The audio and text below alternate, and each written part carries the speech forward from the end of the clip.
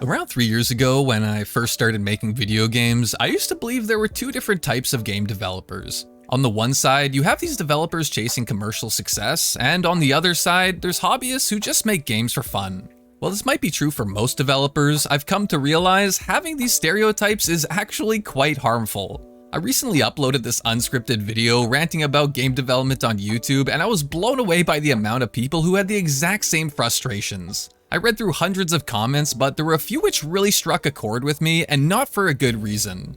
The main point of this video was talking about how game developers should be cautious when blindly following the advice they hear on YouTube. I wasn't bashing these channels for the content they make. My goal was to simply encourage developers to think critically to do what's best for themselves or their studio. While the majority of people had a similar stance, there were a few comments that really showed there was a deeper underlying issue.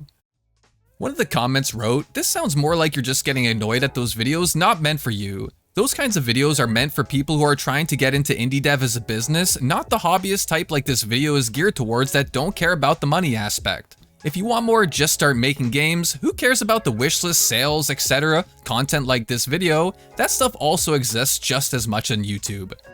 Now there's a few major red flags with this. The first being is that this person and other game devs genuinely believe there's certain advice specific to those who want to treat game dev as a business, and that's the core problem. You've probably heard game dev YouTubers say things like, if you're just a hobbyist and don't care if your game's successful, then this video isn't for you. I'm not sure if this is the right word, but saying things like this creates a false dichotomy which often lures new developers into this echo chamber. They also mentioned this type of content wasn't for me and that I don't care about the money aspect, but that couldn't be farther from the truth. I created my own video game studio, and don't get me wrong, with almost 30k subs, I could definitely start selling courses or coaching, make a Patreon, and create a Kickstarter for all my games, but none of those things will help me or anyone else become a better game developer. Just because I'm prioritizing gaining experience, making mistakes, and figuring things out for myself doesn't mean I don't care about success or money. It's actually quite the opposite.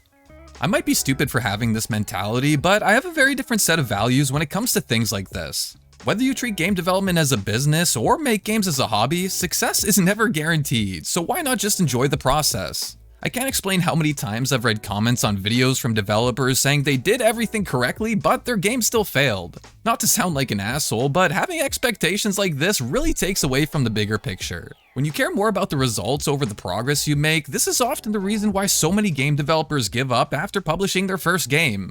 Now, I don't want to turn this into a video about myself, but I really feel the need to say this.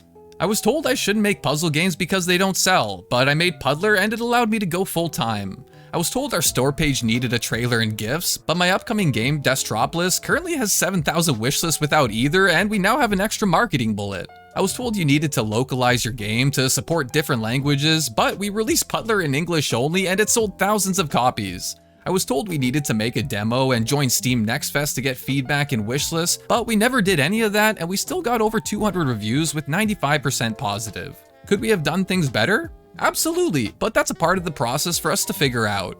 There's always a million different things you can do better, and as soon as you get wound up listening to all this advice out there, trying to do everything by the textbook, you lose track of what matters most, which is doing what you love and gaining experience. Watching hundreds of these videos telling you how to make successful games aren't going to help you become a better game developer, grow your business, or increase your chances of success. But hey, if you don't believe me, I'm not going to sit here trying to change your mind because I honestly empower you to go figure things out for yourself. I used to have the exact same mentality, so the only thing I could really do is share my thoughts to hopefully help some developers see things from a different perspective. Anyways, I'd love to hear your thoughts on this topic. I'm not going to be making these videos often because there's some things I feel the need to just rant about, but I did want to say thanks so much for watching and all the support as always. My name's Max Anderson, and I'll see you beans in the next video.